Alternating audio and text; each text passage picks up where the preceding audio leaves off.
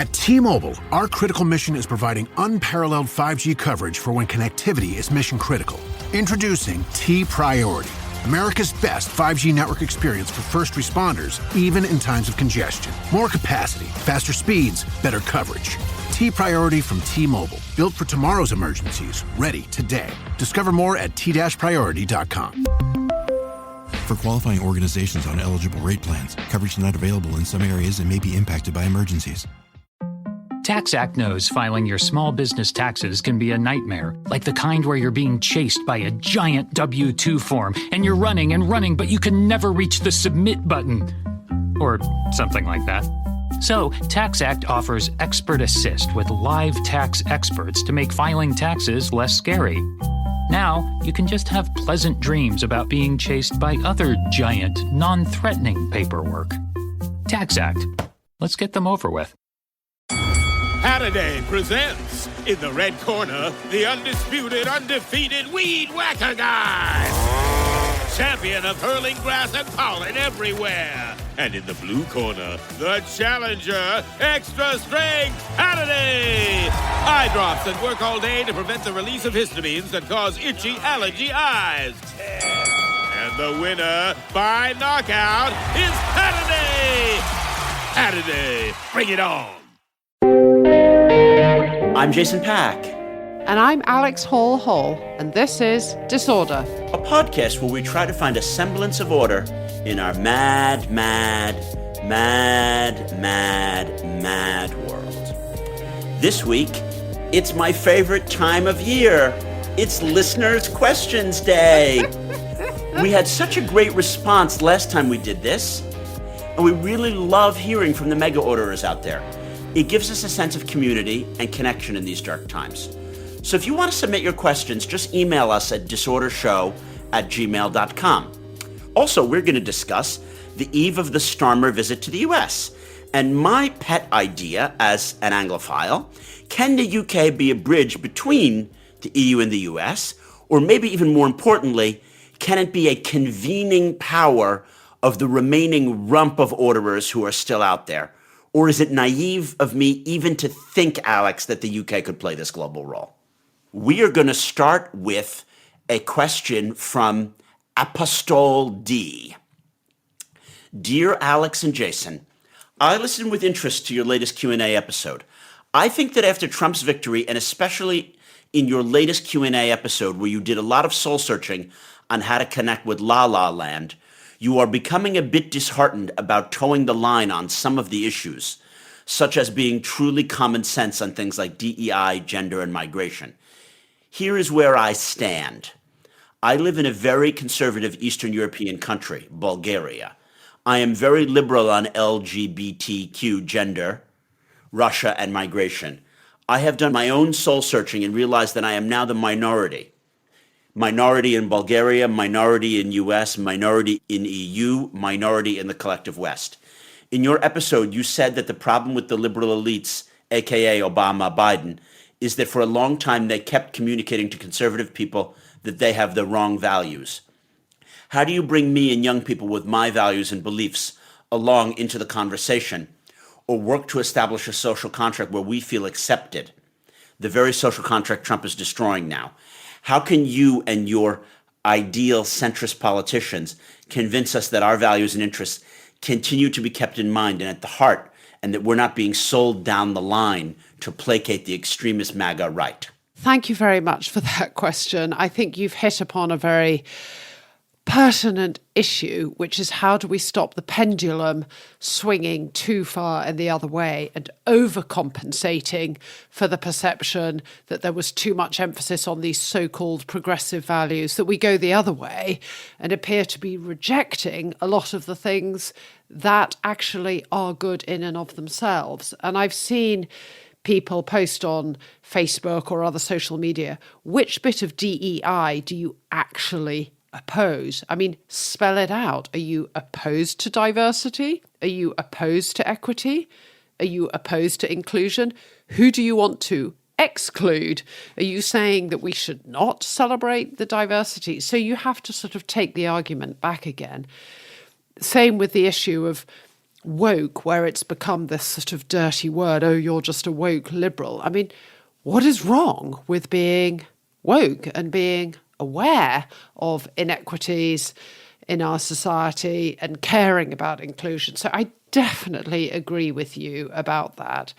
And I was also quite struck by a comment by Bill Kristol, who is a very well-known commentator on the Conservative side, who I wouldn't normally expect to be speaking up for this, but he wrote a post recently where he said this is absolutely the time for all of us actively to be speaking up for the LGBTQ community and embracing people who identify as transgender.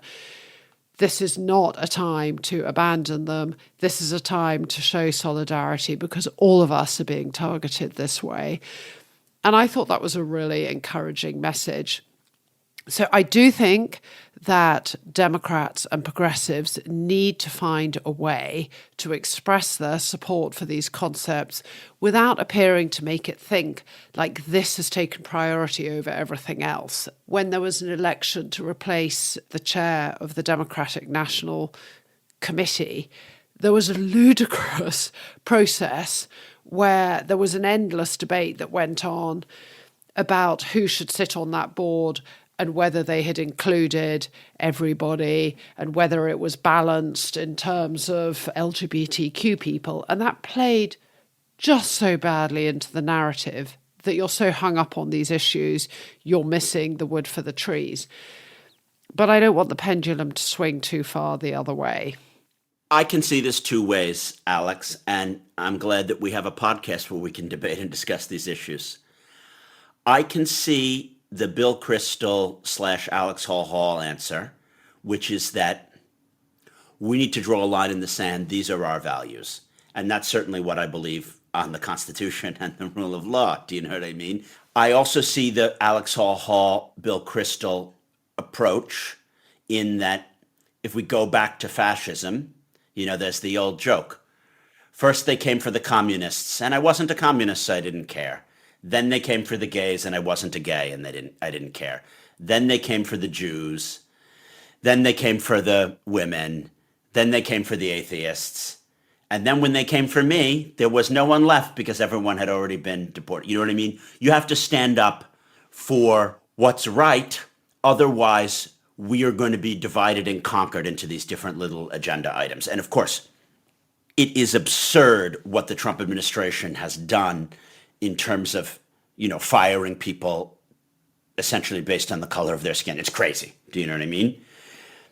However, I'm relatively the anti-woke one on the podcast, and I do think we might have overplayed some things in the way that some federal monies are allowed to be spent on certain kinds of procedures, and some universities went a little far in terms of how affirmative action meant that they had an SAT threshold, but if you were black, it was 100 points lower than if you were white, and if you were Asian, you needed 100 points more than if you were Latino. So I understand some things have gone amiss, and I do think that Dems should say, we understand there had been too much of a pendulum swing in one way. Now the pendulum is back in this insane other thing. We do need some kind of middle ground. So that's all I'm going to say. And when it comes to how we run our pod, Apostol, we're going to say whatever we think. I'm terrified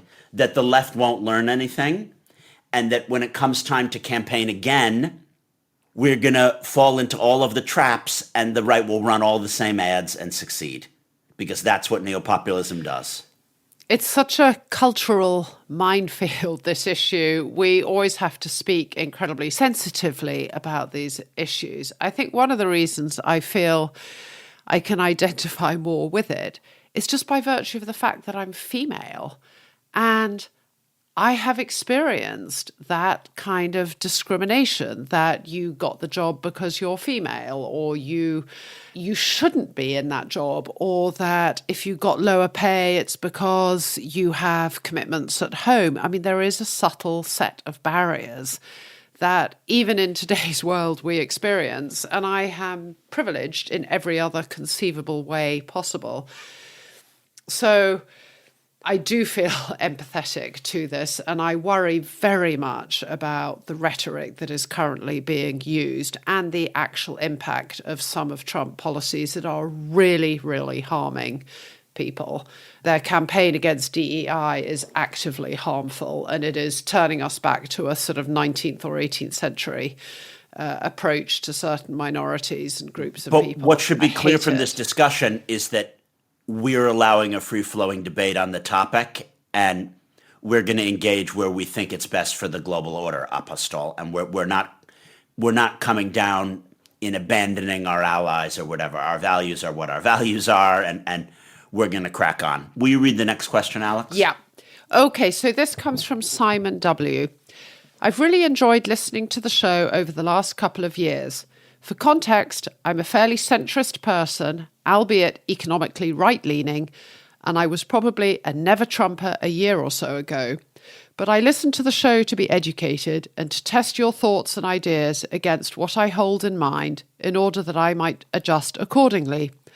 Now, however, the tone of the show is so clearly biased that I can no longer trust that what I hear will be a fair and full representation of events.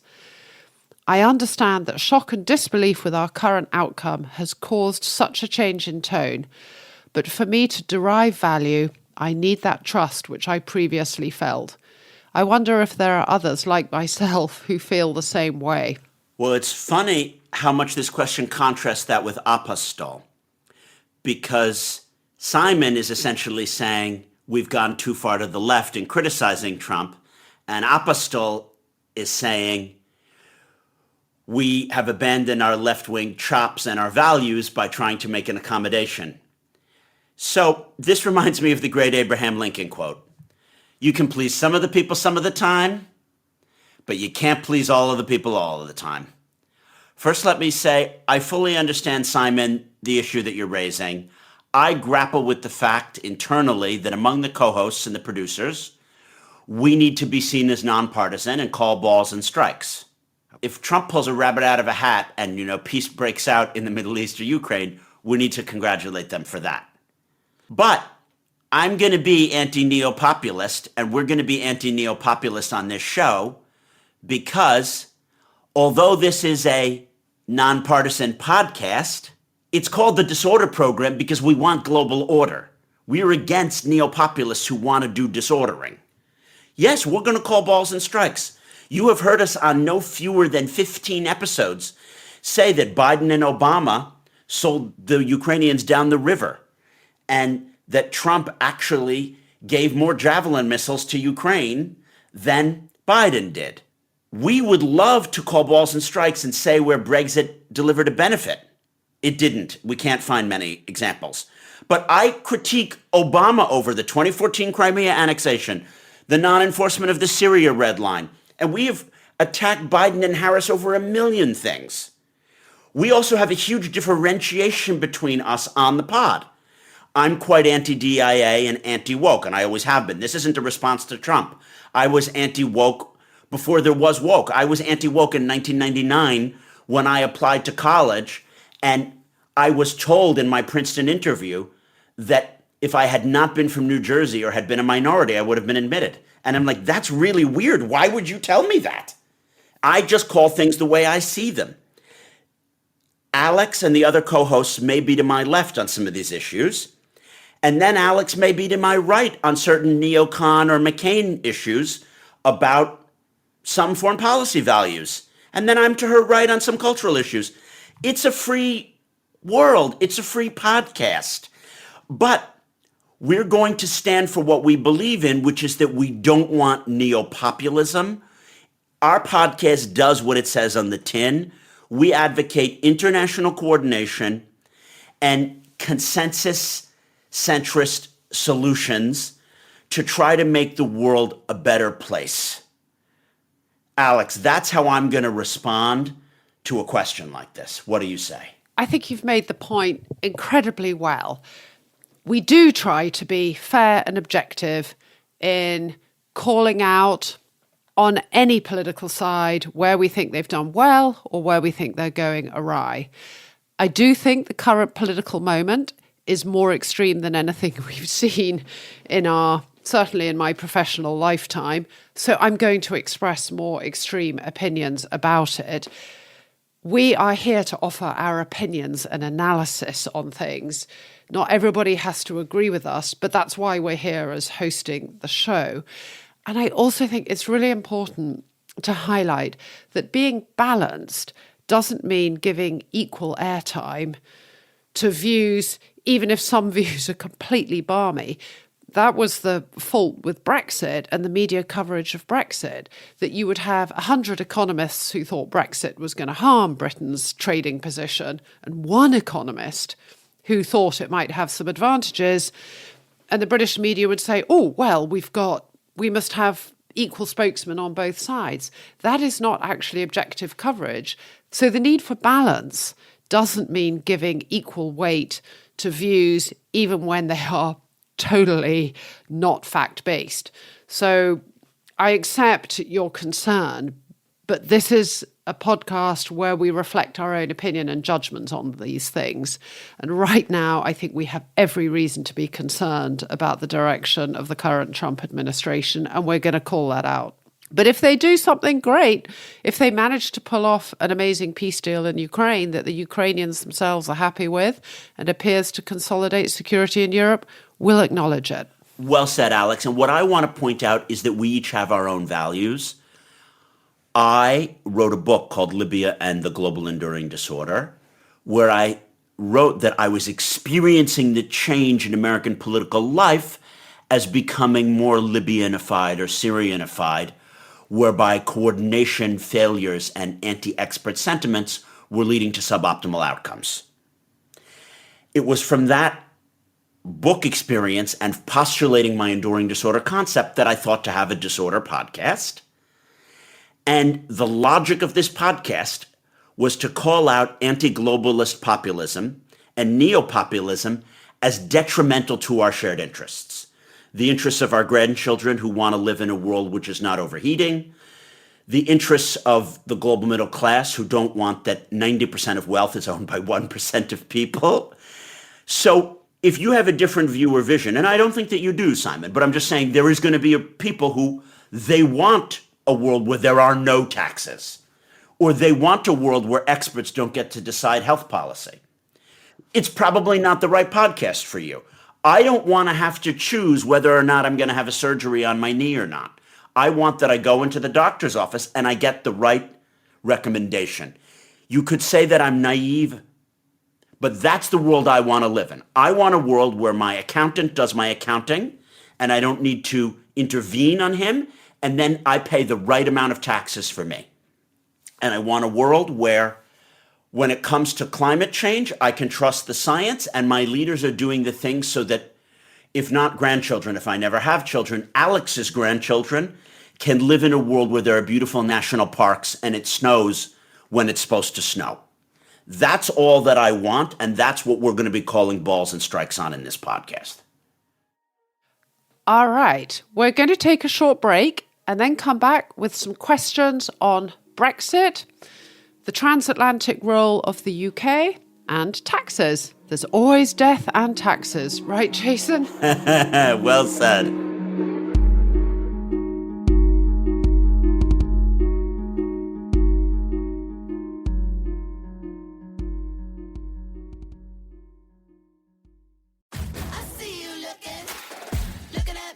Hey, what's up? It's Wanda Sykes. I'm here to remind you about something super important, getting your breast screened. Because trust me, your breast health should be a priority. Early detection for breast cancer can change the game, which is why you should visit yourattentionplease.com to learn more. And do me a favor, if you've already had a breast cancer screening, remind your friends and family to visit yourattentionplease.com too. We gotta look out for our girls. BTW, FYI. Visit Nexplanon.com RN to learn about Nexplanon. It's an androgestrel implant, 68 milligrams radiopaque. Or ask your HCP IRL. Okay, TTYL. Build a routine with Ollie that supports your wellness needs. like getting your daily vitamins and minerals with Ollie's multi-gummies, or keeping your mood upbeat with all the vitamin D in Hello Happy. Give your gut health some support with probiotics, and wake up feeling refreshed after taking Ollie Sleep. Do wellness on your terms. Find Ollie at a Walmart or Target near you or at ollie.com. These statements have not been evaluated by the Food and Drug Administration. This product is not intended to diagnose, treat, cure, or prevent any disease. Okay, we're back. And these are really great questions that have come in, Alex. I mean, I'm happy whenever I get to do a podcast with you, but for some reason, I'm really joyous at these question and answer episodes. So let me take this one from Anonymous. She or he writes, Alex and Jason, amidst all this disorder, the reality is that the Dems and Congress and other actors, they can't constrain the Trump man-child. So where does this leave Europe and the UK in particular? Can the UK still play that role of being the bridge between the US and the EU, as Starmer has claimed? Or is there nothing to bridge anymore? Because there can never be a compromise between pure disorder and an attempt to order. There is no compromise between a worldview where it's wrong to murder people and one where it's right to murder people. There is no compromise between a worldview where there's territorial integrity and a worldview where might makes right and you can take someone else's territory. So maybe we're in a world where there is no inability to bridge. Given this, can the UK try to lead the free world a little bit and provide a semblance of order amidst all this disorder? All right. I love this question. Thank you very much. So I do think there is a role for the UK and for Keir Starmer personally to be a leader at this moment. Not necessarily the leader or the only leader, but a leader. But I don't think it's a bridge. Not in the way that's been traditionally understood, where the UK has played this role of brokering differences between the US and the EU. And I think it's grotesquely presumptuous of Starmer even to say publicly that he sees this role for us, because we're not in the EU anymore, so we don't actually have any official standing to speak on their behalf. And it's not obvious that either the US or the EU want us to act as a bridge between them. It's also a conceit because I think it overestimates our influence on either side. And I also think, as you yourself touched on in your question, it misreads US intentions. They're trying to burn this bridge down. They're not actually interested in building relations with the EU. They are actually trying to sow divisions within and between countries of the EU. And they certainly would love to prize the UK further away from the EU. So it's not a bridge in the traditional way that we have understood. Nevertheless, I do think we do need some sane voices, some calm voices, and some steadying voices in this moment of maximum stress on the transatlantic relationship. And the UK is well positioned. We are not in the EU. We don't use the term special relationship anymore, but we do have a close relationship with the US. For reasons of geography, economics, and shared interests, we obviously need to have a close relationship with the EU. And for reasons of security, we need to try and maintain that relationship with the US. So it's not a binary choice. Cozy up to Trump and sell out the Europeans, or cozy up to the Europeans and abandon our relationship with the US. I think Starmer's actually been doing quite a good job so far. I really liked his statement after the emergency foreign ministers meeting in Paris on Monday, where he reaffirmed UK support for NATO. He said the UK could have a role to play. I admire him for volunteering the idea the UK could supply troops for Ukraine, although there is a question mark about whether we've got the actual capability to do that. And I admire him for saying that it is right, Europe does need to rearm. We do need to take more responsibility for our own defence. He can't be a supplicant to Trump, but he can show that Europe still has a role to play and that we do bring something to the table. If Europe and the UK don't want to be ignored, we need to have things to bring to the table. And we do need somebody taking on that leadership role. I do worry that Keir Starmer by nature tends to be quite cautious. He still tends to be running scared of the pro-Brexit brigade in the UK. He's very loyally in his approach to things. I do think there is scope for him to be a little bit more bold. He needs to act with courage and conviction. I think his instincts are right. I think he can speak up a little bit more. You're right that Starmer's temperament is cautious, and this moment calls for not only boldness, but maybe seeing outside of the box.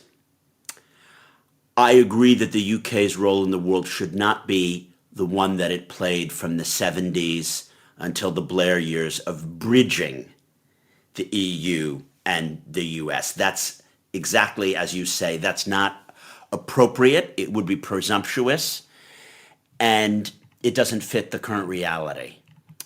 It's interesting how much Anonymous's question hits upon what the theme of our March 11th live disorder event will be. We are going to be discussing with Rusi and all of the co-hosts whether the UK, what is the role for the UK and Europe in global security, in deterring Russia, in deterring China, in strengthening NATO, in, for example, innovating new ways to handle, say, AI and drone warfare, because these are the questions facing policymakers in the defense and security space. And we're partnered with the Royal United Services Institute now to try to coalesce ideas and put forth platforms of how to order the disorder. And the orderers, to my mind, are going to be found in fully functioning, consolidated democracies. And where are those now? They're in Europe and in Canada and in Japan and in Korea, in Australia, New Zealand, and to some extent in Latin America, Africa, and the few places that are genuine democracies in the rest of the world. So we're going to really try to tackle this question, and we invite you to follow the link in the show notes to the Substack and come to the live event. I have had my hopes a little bit dashed on Starmer, and I've learned something about character.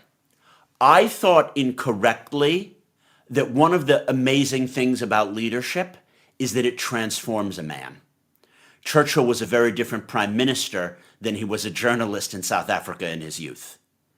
Whatever you have to say about Reagan, I didn't love all of his policies, but he really stepped into leadership from someone who was a movie actor. When he found himself in the Oval Office, he led. I thought about Starmer, he really stepped into being labor leader, which required caution, making sure to undo the excesses of the Corbynites, attack the anti-Semites on this, be pro-business in this way. He stepped into that role and changed his personality. I thought as soon as he's in number 10, he's going to become a global leader because power transforms a man, particularly one which so obviously doesn't have personal vice as his primary characteristic. But it may be that some don't have the raw material or inclination to truly be global leaders on the global stage, because there's a contrast here. Zelensky was just an actor, and he was a comedian who mostly performed in Russia for Russian-speaking audiences. But the war and the very nature of the circumstances that he faced transformed him, and he had something in him which is like, oh my God, my people need me. It's not that they need me to diagnose military and drone policy. They need me to be a leader and to make Twitter memes and to speak in Brussels. And he rose up for the occasion. And I think there could have been a diagnosis of his character that he was very public spirited. And if you saw when he said, we need ammunition, we don't need a ride, you could see the transformation that could happen in his character. and a better analyst of Starmer's character when he would have said, well, I want to comply with the legalism of this Brussels ruling and we can't rejoin the customs union because the whatever. And maybe a better judge of character would have seen that Starmer is not the Zelenskyite, Churchillite, and even Reaganite person for whom fulfilling a major global role for his nation and re-innovating the way that prime ministerial or presidential power works was likely to happen for him. Do you agree with this? I love the analogy with Zelensky. Cometh the hour, cometh the man. And Zelensky, when he posted that video saying, we're here, I mean, that was electrifying. We'll see. I share your doubts about Starmer. I think he has been too cautious. But the geopolitical situation has changed, and there may be a moment for him. Let's see. I still have hope for Starmer, too. I like the guy. He seems like a good person. I believe it's not only that he's not corrupt in taking some football tickets and some sunglasses. I believe he's a good guy who wants the best for Britain, for workers and capitalists alike, and wants to save the Ukrainians and regulate AI and fight climate change. Like, I like this guy. I have hope. Do I think that he is constitutionally fit for a massive global role at the level of Zelensky or Churchill or Ronald Reagan? Maybe not. But there may come a moment where the best of his intentions will be brought out of him, probably over a legal battle. This really leads on, in a way, Alex, to what another listener has asked. I want to read what Peter S. wrote in. Dear Alex and Jason, I never miss an episode of the Disorder podcast. It's great to hear like-minded people articulate my concerns in a way that I personally can't. Please keep it going. During a recent question and answer episode, Alex was critical of Keir Starmer's reluctance to take steps to rejoin the EU now. I'm British. I despise Brexit. Always have, always will. I campaigned and marched against Brexit. In my heart, every day I wake up wanting to rejoin the EU. However, I now wonder what has become of the EU. Already hardline right-wing parties have taken control of some EU states, and they have undermined the integrity of the EU. Elections in Germany and France coming up could well result in hardline right-wing governments in these, the most key EU states. I believe that Keir Starmer is now wise to wait and see where the EU is headed before expending political capital on taking steps to rejoin. Keir Starmer might look ridiculous if he tried to rejoin a disintegrating EU that then becomes neo-populist. Isn't it best to wait and see what's happening in Germany and France before rejoining the process, Alex and Jason? Thank you, Peter. That's a great question. Let me answer it in a couple of ways. Firstly, I don't think rejoining is on the cards for many, many years anyway. So it's not about whether or not we fully try to rejoin the EU or stay out. I think the issue is that we need to stop diverging further away from the EU and burning our bridges to such an extent that if the moment ever arose where it looked desirable and the opportunity presented itself for us to rejoin, and there was a real political consensus in the UK to do so, that we hadn't diverged and drifted so far away from the EU that we couldn't actually undo it. Secondly, I'm not talking about rejoining. I'm talking about, I don't understand Starmer's reluctance to take certain smaller steps that are clearly in the mutual interest of the UK and the EU and where there are clear, easy wins, such as agreeing to a youth mobility scheme or rejoining Erasmus or pursuing the idea of a veterinary agreement. We haven't set out. The Starmer government has been very clear about what it doesn't want. No to single market, no customs union, no freedom of movement.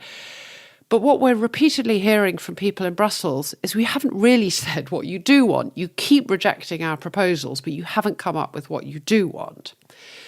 And then thirdly, I would say that actually something else is happening here. The geopolitical context is changing very rapidly around us, with America signifying it's pursuing a very hard America First agenda. It's hostile to the European Union. It's withdrawing from the transatlantic alliance. The UK risks being even more isolated than before. Keir Starmer has as one of his government priorities kickstarting growth in the UK. That clearly points to trying to improve trading relationships with the EU. And if we can no longer trust upon the US as our most important security partner, and there's now even a question of whether even our interests and values align with the US on its current trajectory, the geopolitical context has changed and there's a strategic interest in trying to rebuild relations with the EU. That doesn't mean joining. That certainly means looking for ways in which we can consolidate our cooperation.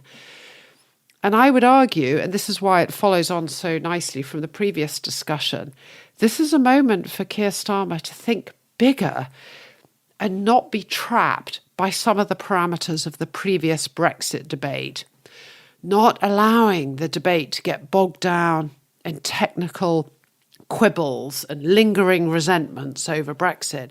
And that is true on the EU side as well. This is a really big geopolitical moment. We need to drop some of our red lines about the role of the European Court of Justice, some of the hesitations about upsetting people in the red wall districts of the UK. This is a different moment. And that also requires some movement from the EU. The EU needs the UK. They need the UK's security and foreign policy capabilities.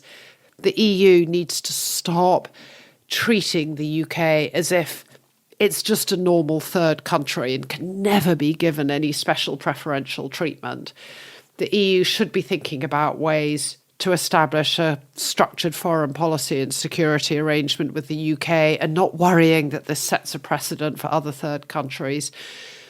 It's clearly in the UK and the EU's interests to collaborate more on defence research, development and procurement. I partly think it's about not diverging from the EU. I partly think it's about being bolder about seizing the opportunities that do exist to improve cooperation, but it's also about the fact the geopolitical context has changed. God, that was a great answer, Alex. Avoid further divergence. As someone who travels back and forth between the US and the UK a lot, and also goes to European countries, whenever there's a new plug and I need a converter or I have to drive on the other side or some cultural thing is very different from one place to another, I'm always like, why? Why is it that you can Venmo this thing here, but you can't sign up to it like this?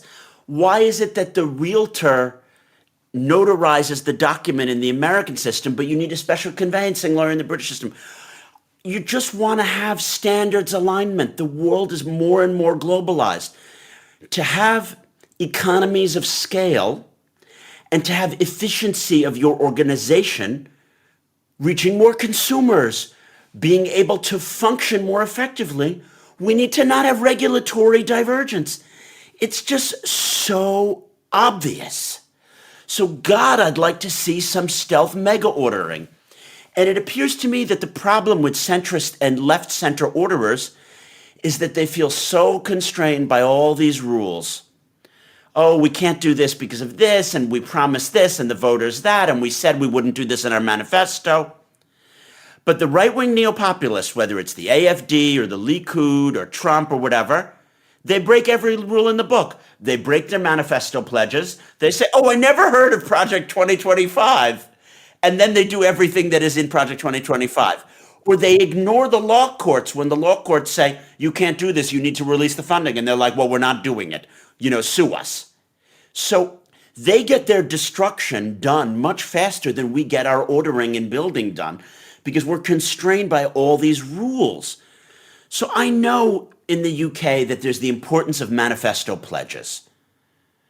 Oh my God, cry me a river when these manifesto pledges are broken because we're going to rejoin the single market or have some freedom of movement. He's got 4 years to go, and he wants to deliver at least 2% growth per annum. We're not even at 0.7% growth right now, Alex. Why doesn't he tinker around the edges, slightly break some manifesto pledges, and then go into those elections in 4 years saying, you know what? I had 2.5% growth. Oh, sorry, I violated this manifesto pledge. He will be a hero for that. And it's not only that that isn't illegal, that's legal.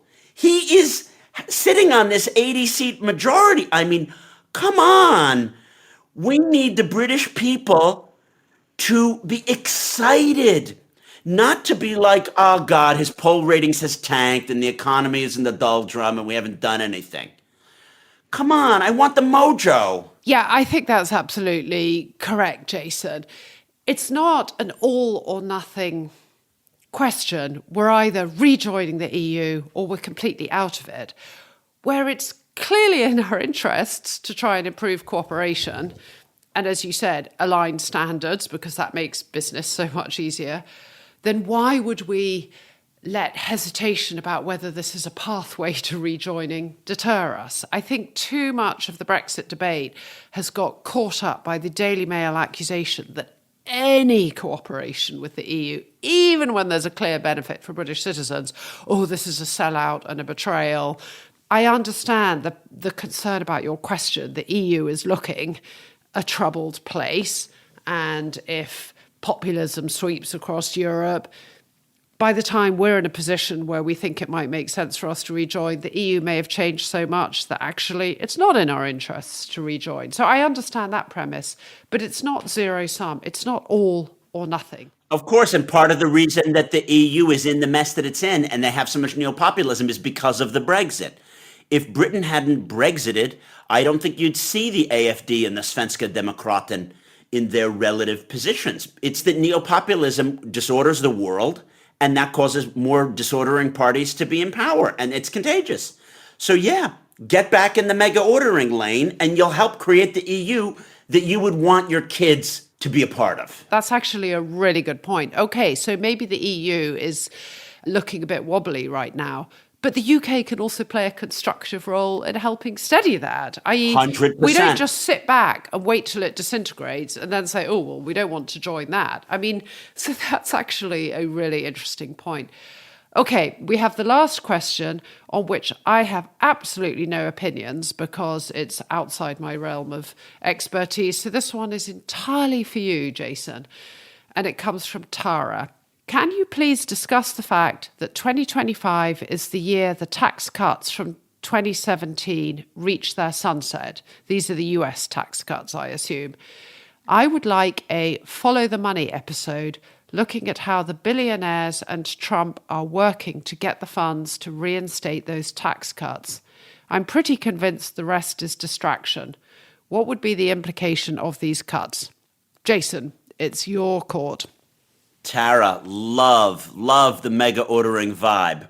Rather than calling your concerns conspiratorial, I think we're actually on the same page generally, even if I don't know the extent to which these specific tax cuts are key. I'm more a believer in everything being about the politics of distraction. And what are we distracting from? The concentration of oligarchic wealth and power that neoliberalism over the last 40 years has engendered. You asked for an episode on this, a Follow the Money episode. Well, guess what? You're in luck. We have scheduled a full episode with George Monbiot. Ta-da! And we have had this in the books for no fewer than 4 months. Since he's a pretty big figure, he's been difficult to get on our dance card.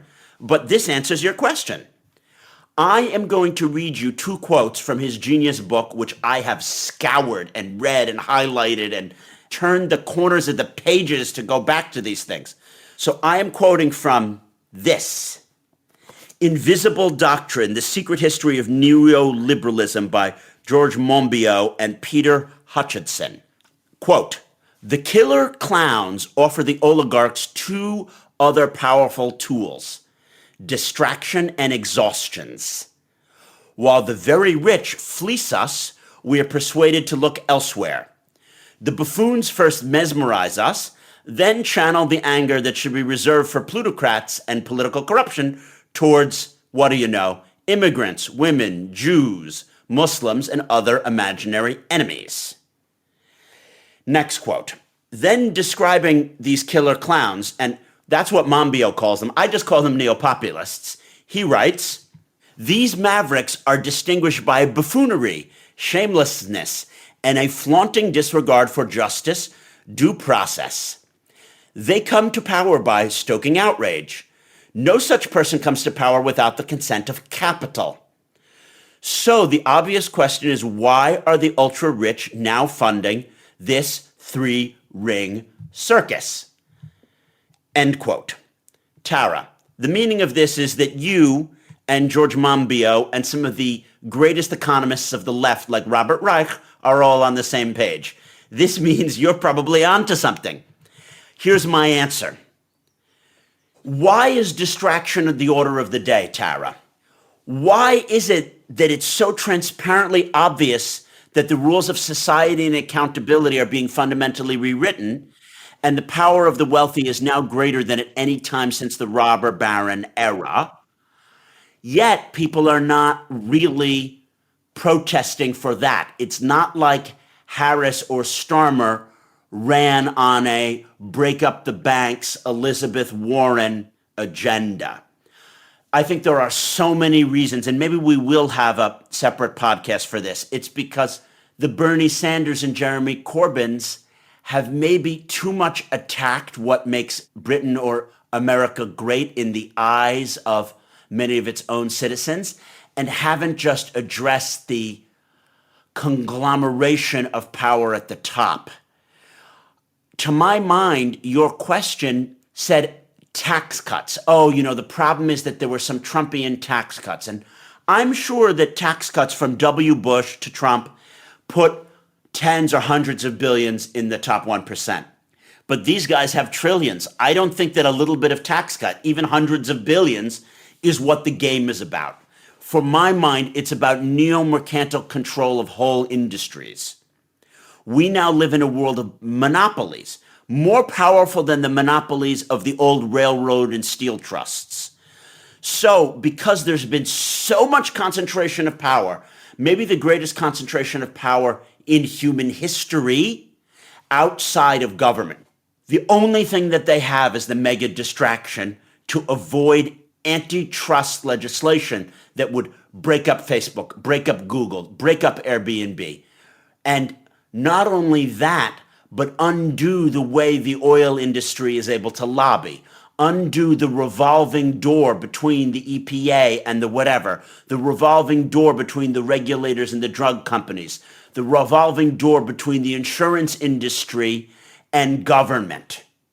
That's what's at stake. It's not a question of 5% tax cuts here or there. I think the game, Tara, is about Citizens United and the current Supreme Court making it that if you're an incumbent, you have everything.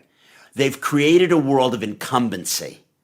And the tax cuts do benefit incumbents, but so much more has come about in my lifetime to make incumbents more powerful now than in 1979. That was an absolute tour de force. I do think it would be worth having an episode on all of this. I mean, the thing that leaps out to me from what Elon Musk is doing is quite how much he's gutting all the parts of the US administration that monitor and oversee the activities of the various business interests he has, whether it's space or environment. And I think that is extremely suspicious. I think there is a huge corrupt power play here. And I think we should delve into that in a future episode. And I'll put my thinking cap on as to who we might invite to come and talk about that, because I think that is a huge element of it. And this issue about throwing out all these distractions and deflecting us to blaming immigrants and Europeans and Jews and Muslims and women for all today's problems is a distraction from the steal that is actually going on right now in plain sight. It's horrific. Thank you so much, everybody, for joining us. Thank you so much for sending in these questions. They really cause us to think. They stimulate ideas. So thank you very, very much. It's so nice to get that engagement, even when you disagree with us. But disagreement is what keeps this lively. So if you too want to help order the disorder, please send in those questions. And also tap follow right now wherever you get your episodes, and you'll be notified when every new episode launches. And do please listen in to that episode with George Monbiot. I suspect that's going to be great. And the way to send in the questions is to write us at disordershow@gmail.com. Don't forget to subscribe to the Substack, because if you're a paid member, you can get tickets to our live event on March 11th with the whole gang. It's a celebration of disorder. Me, Alex, Arthur, Jane. Plus, we're talking to Neil Melvin, RUSI's Director of International Security, and we're going to tackle all the challenges to the global order. So all that remains is to thank our producer, George McDonagh, and our executive producer, Neil Fearn. Thanks for listening, and we hope you have an orderly week.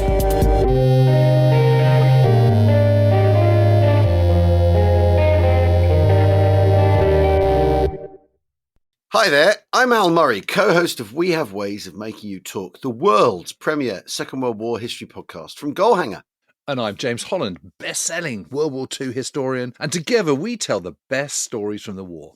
This time, we're doing a deep dive into the last major attack by the Nazis on the West, the Battle of the Bulge. And what's so fascinating about this story is we've been able to show how quite a lot of the popular history about this battle is kind of the wrong way round, isn't it, Jim? The whole thing is a disaster from the start.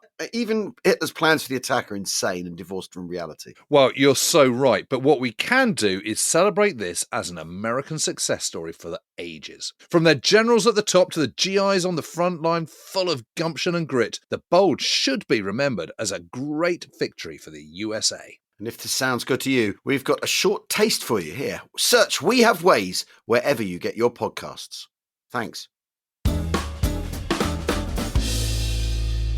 Yeah. Anyway, so who is Obersturmbannführer Joachim Peiper? But I see his jaunty hat and I just think... and his SS skull and crossbones. Well, and I see his reputation and I think, well, you know, you might be a handsome devil, but the emphasis is on the devil bit rather than the handsome. Yeah. Anyway, be that as may, he's 29 years old, and he's got a very interesting career, really, because he comes from a pretty right-wing family. Let's face it. He's joined the SS at a pretty early stage. He's very international socialism. He's also been Himmler's adjutant. Yeah, he took a little bit of time off in the summer of 1940 to go and fight with the first Waffen-SS Panzer Division.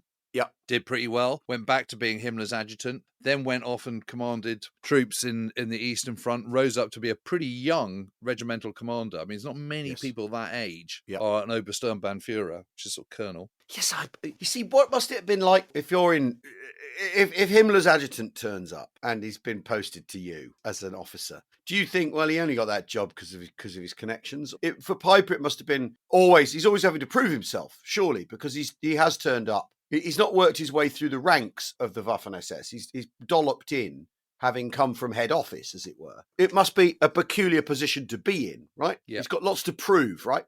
That's what I'm saying. Yeah, and he's from a sort of middle class background as well. Yeah, but he's got an older brother who's had mental illness and attempted suicide and never really recovers, and actually has died of TB eventually in 1942. Gosh. He's got a younger brother called Horst, who's also joined the SS and Toten Kopfverbande and died in a never really properly explained accident in Poland in 1941. Right. Peiper gains a sort of growing reputation on the Eastern Front for being kind of very inspiring, fearless, obviously courageous, all the guys love him, all that kind of stuff. But he's also orders the destruction of the entire village of Krasnaya Polyana in a kind of revenge killing by Russian partisans. Yeah. And his unit becomes known as the Blowtorch Battalion because of his penchant for torching Russian villages. So he's got all the gongs. He's got Iron Cross, Second Class, First Class, Cross of Gold, Knight's Cross. Did very well at Kursk. Briefly in northern Italy, actually. Then in Ukraine. Then in Normandy, he suffers a nervous breakdown.